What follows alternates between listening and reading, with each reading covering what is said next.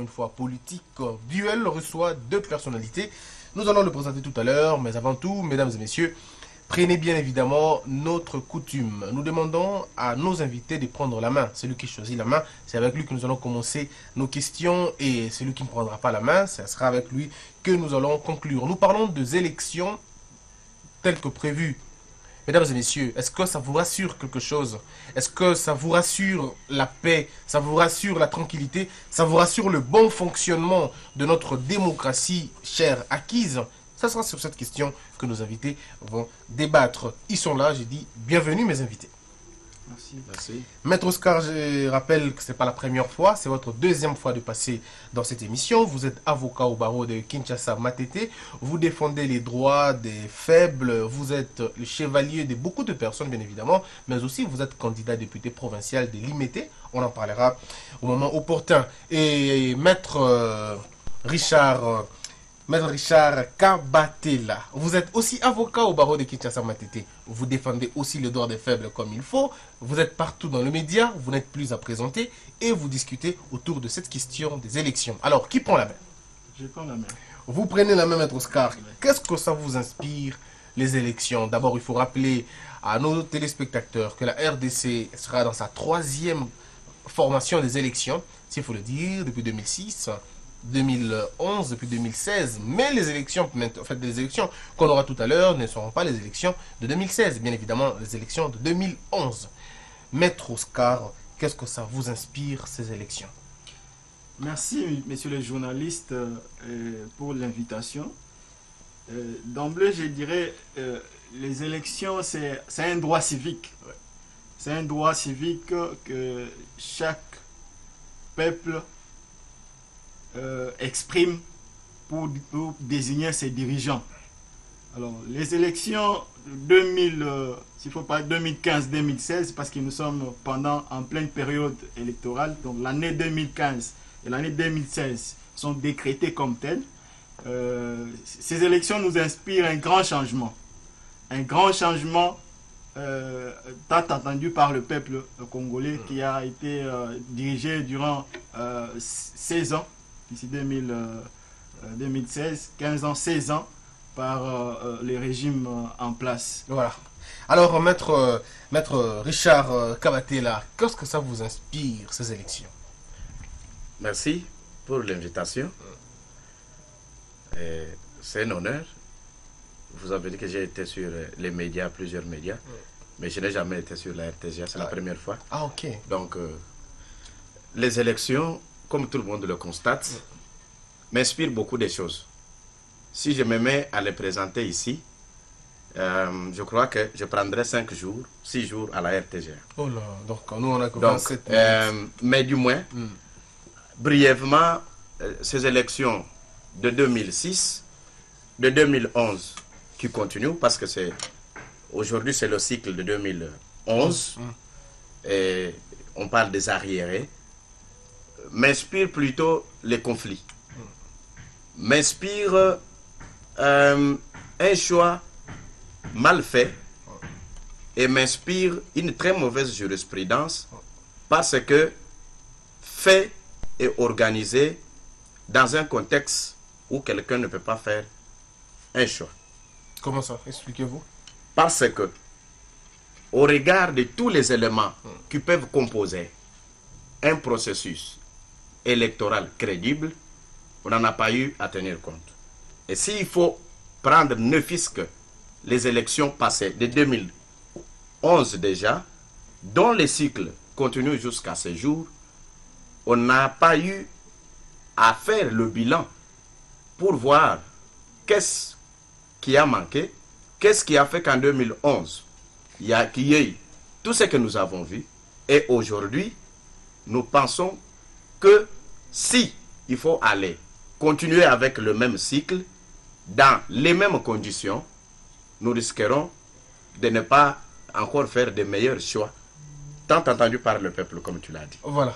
Alors, Maître Oscar, pensez-vous, vous opinez de la même manière? Non, non, non, je ne pense pas de la même manière que mon contradicteur, parce que, souvenez-vous qu'il y a eu une évaluation des élections de 2011, ce qui a amené au changement de la machine au niveau de la CENI.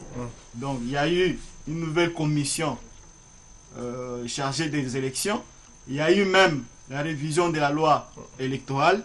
Voilà, c'est partant de l'évaluation des élections de 2011 et des irrégularités constatées. C'est ainsi que on a changé l'équipe organisatrice des élections. On a changé même la loi électorale. Et pour bien préparer les choses, nous sommes, c'est d'ailleurs l'actualité, et le dialogue est en vogue. Tout ça, c'est pour amener à une meilleure organisation des élections acceptées et acceptables. Maître Richard ne le voit pas de cette manière-là. Je ne peux pas voir de cette manière avec mon confrère, mon estimé confrère avocat. Je ne le vois pas de la même manière parce qu'il me donne les éléments même de réponse. Il vous donne les éléments de sa propre destruction. Mais oui, le fait même Oui.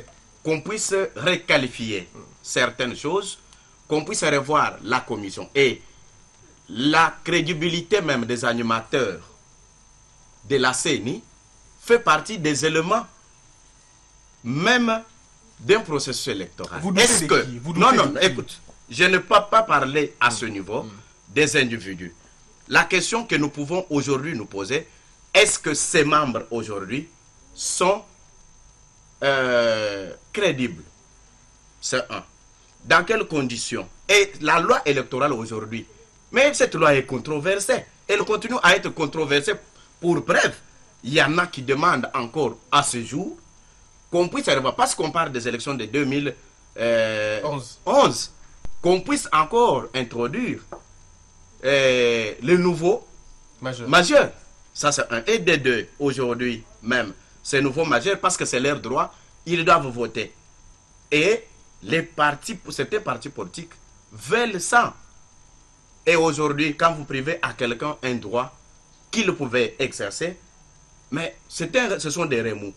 Et il faut s'y attendre encore à ces remous, comme on les a entendus en 2011. Voilà, alors, oui, maître. Oui, je dis que nous ne sommes pas dans un monde de perfection. Nous sommes dans un monde d'imperfection et du jour au jour, nous devons faire un effort pour que les choses marchent.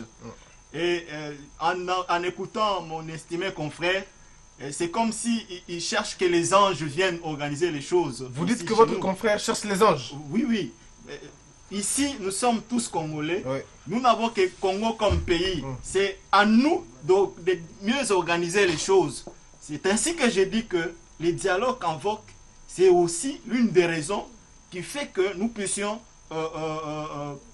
organiser des élections acceptées et acceptables de tous. Mais comment vous allez le faire? Parce que lui vous a parlé de nouveaux majeurs qui posent un problème. Comment allez-vous faire organiser les élections alors que la base n'est pas concernée? La base, je parle de ces jeunes majeurs qui ne sont pas des prisonniers mais pourtant privés de leurs droits civiques. Non, c'est une question que vous pouvez adresser à la CENI. Je ne suis pas membre de la CENI parce que vous dites comment allez-vous organiser ces élections. Je suis d'accord que les élections soient organisées et mieux organisées. Sans les majeurs?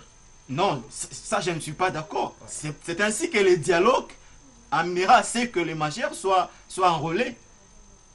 Alors, si voilà pourquoi les élections, les dialogues d'abord et les élections après. Voilà. Ceux qui rejettent les dialogues n'ont pas raison parce que la crainte de mon estimé confrère sera résolue dans les dialogues. On parlera de dialogue à la fin de l'émission, mais parlons-en d'abord de la crédibilité des membres qui organisent les élections, parce que la crainte de votre co-débatteur, c'est plutôt la crédibilité des membres. Qu'est-ce que vous dites? Oui, bien sûr que les membres qui composent la CENI actuellement viennent de la société civile, des partis politiques de la majorité et de l'opposition. La crédibilité de ces membres dépend de toute la classe politique. C'est-à-dire? Parce que c'est toute la classe politique qui donne les moyens à la Commission électorale nationale indépendante chargée des élections de mieux organiser les choses. Vous avez, toutefois que les choses ne vont pas dans la meilleure direction, vous avez l'opposition qui dit, niet, la CENI revenez à la meilleure raison. Et les pouvoirs ou la majorité en place également. Voilà pourquoi j'ai dit la crédibilité de la CENI aujourd'hui, c'est la classe politique qui doit faire que ces gens-là soient crédibles. que les classes politiques envoient des gens crédibles pour la composition de la CENI. Pourtant qu'elle est déjà composée. C'est la même classe politique qui a envoyé ces gens-là. La CENI est déjà composée. Nous disons c'est en les poussant à faire un bon travail. Voilà, c'est en le poussant à faire un bon travail. Voilà. Alors maître, vous voulez opiner dans la même Non, direction? pas du tout. Pas du Finalement, tout. vous êtes diamétralement opposés. Comment vous pouvez accepter que les mêmes membres qui font objet aujourd'hui, il y a dans la CENI, ce n'est pas un secret de polichinelle, que dans la CENI, dans cette équipe qui compose la CENI, il y en a qui sont même doutés de leur parti politique. Il y en a qui ont été même rejetés par leur parti politique. Parce qu'on leur a dit, non, niet, n'y allez pas. Ok? Parce qu'on leur a dit, niet, n'y allez pas. C'est ça ce qu'on appelle La crédibilité. la crédibilité. Comment vous pouvez avoir confiance dans cette personne que vous-même vous avez désavoué?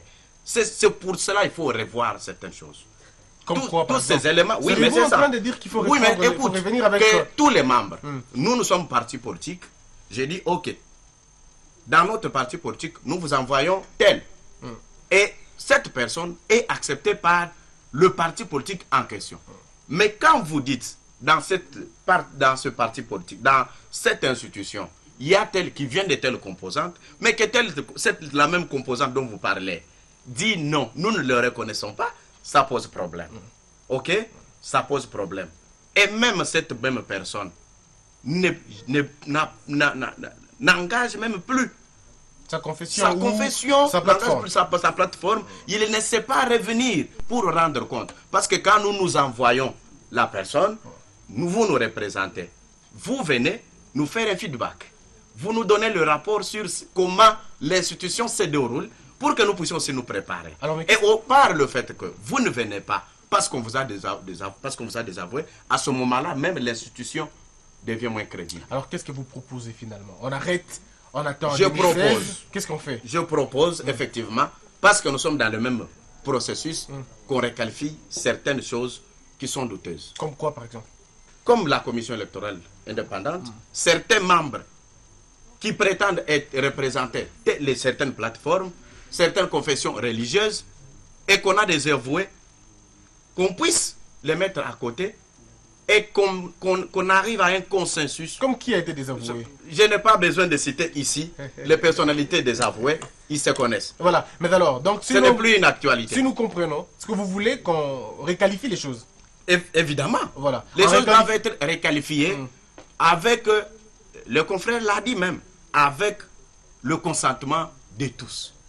Ok? Voilà, voilà. Que ce soit dans la société civile, que ce soit dans les confessions religieuses, que ce soit dans les partis politiques, plateformes, que tout le monde soit d'accord. Mais que- en sachant que ça va déranger les calendriers électoraux. si on doit le faire. Écoute, même le calendrier électoral lui-même est douteux, monsieur le journaliste. Le calendrier lui-même, le fichier électoral, même la CENI vient de le reconnaître Mais finalement- en disant, finalement, écoute, tout est écoute, douteux. mon cher, écoute, en disant, oui, nous sommes d'accord qu'il faut refaire.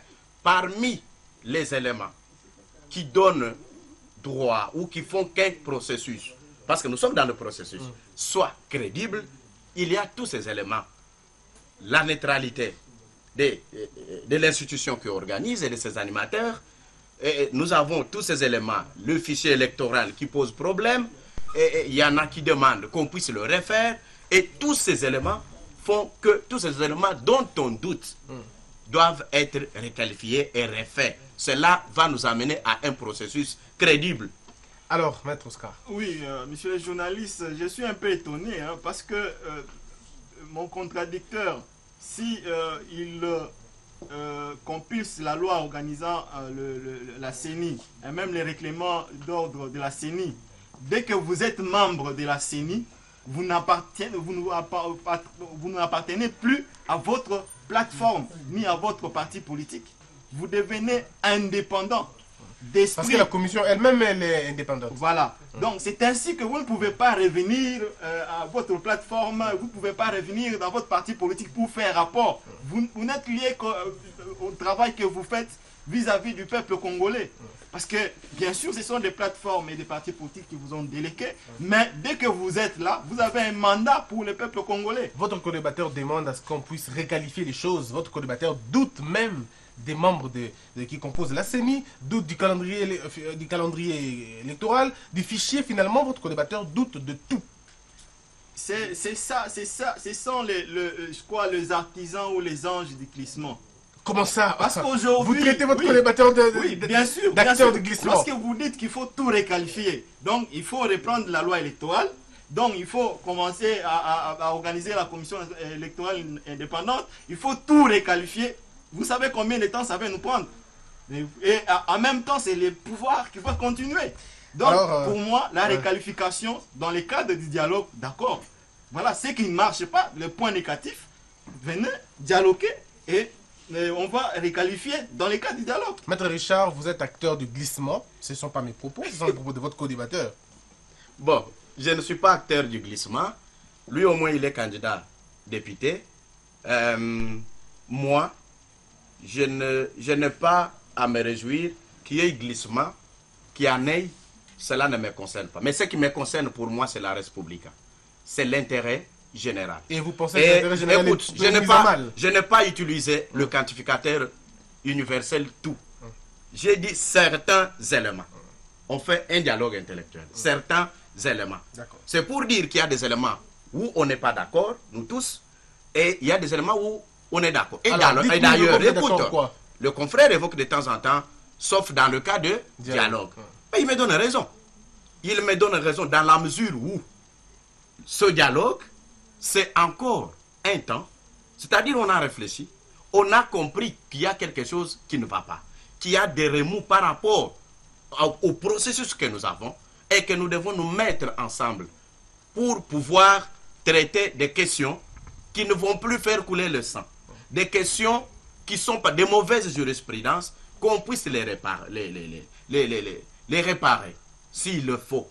C'est ça, au fait. Mais s'il n'y en avait pas et que le processus était blanc, dans l'idée de mon confrère, si le processus était blanc, pourquoi aujourd'hui on peut encore arriver à cette idée de dialogue? Alors, une question pour aller vers la fin de cette émission. Maître Richard, main sur le cœur. Est-ce que vous pensez que le peuple congolais attend les élections? Écoute, les élections, je crois le confrère l'a dit, c'est le choix qu'exprime un peuple pour ses dirigeants. Ok?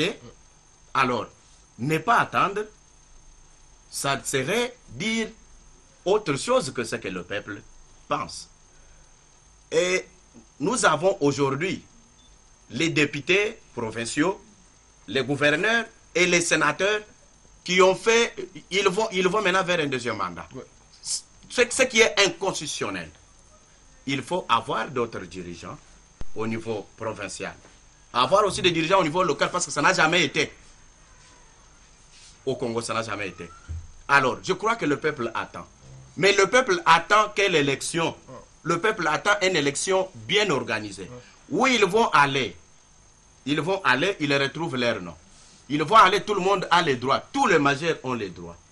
Tout le monde s'est dit satisfait. Je dis que les institutions, ce qui est fait par la main humaine, elle est toujours imparfaite. Si pas à 100%, au moins à 80%. Ok? Le peuple attend les dirigeants qu'il va se choisir lui-même. Les députés qu'il va se choisir lui-même, pas les députés qu'on va nommer et qui vont terminer leur contentieux dans les institutions judiciaires, des fois même douteuses. Voilà. Maître Oscar, vous allez rebondir et oui, nous allons terminer. Je voudrais revenir sur un point. Le contradicteur vient de me faire avaler quelque chose que je n'ai pas dit. Voilà. Je n'ai pas dit que le processus actuel est tout blanc. Non, je n'ai pas dit ça. J'ai dit qu'il y a des imperfections, mais qu'il faille corriger. Qu'il faille corriger dans le cadre du dialogue.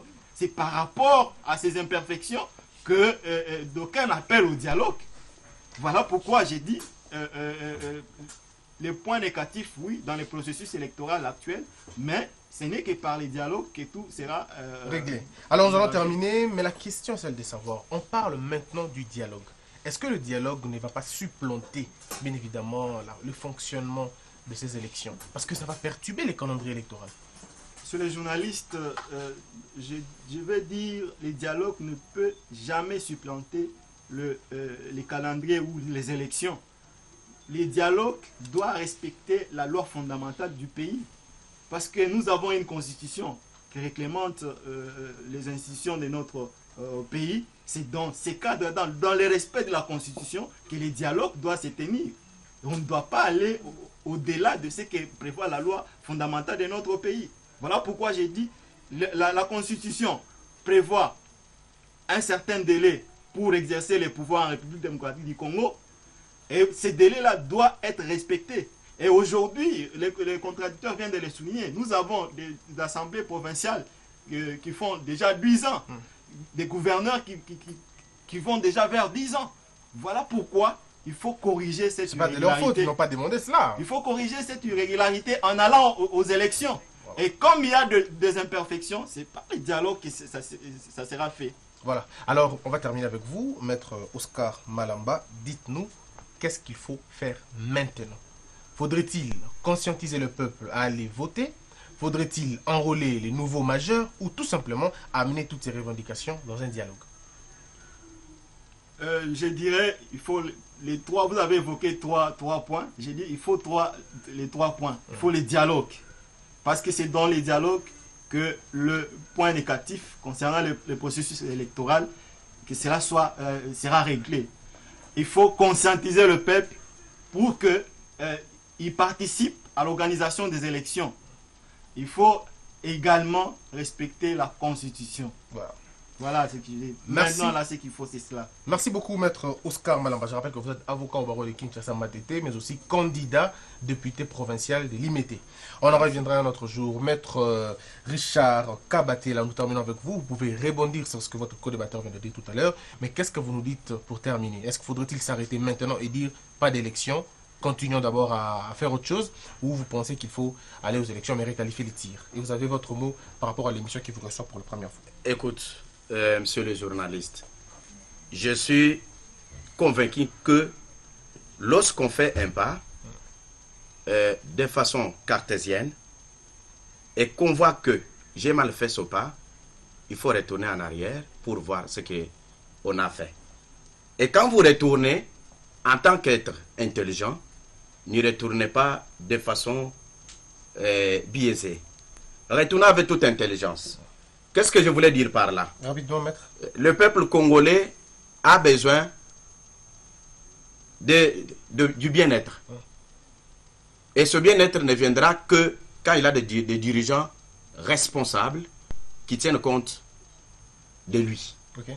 Alors, c'est dans ce sens-là que le dialogue, comme on le dit aujourd'hui, il est bon. Mais la discussion qui est là, le dialogue va nous apporter quoi? Et dans quel temps on peut organiser le dialogue? Nous avons beaucoup embrasé. On en parle. Écoute, non, écoute que j'ai terminé. Écoute, nous avons beaucoup embrasé. Tantôt le dialogue, tantôt les élections, tantôt ceci. Finalement, nous sommes des êtres intelligents. On se met autour d'une table pour nous dire, ok, qu'est-ce que nous pouvons faire ensemble, en tenant compte de tout le monde. Merci. Pas en rejetant certains, parce que nous sommes aux institutions, les autres ne valent pas. Là alors, on n'aura rien fait. On va retourner encore aux concertations. Le contradicteur vient d'épouser ma position. D'accord, on va revenir à notre jour, à notre numéro duel.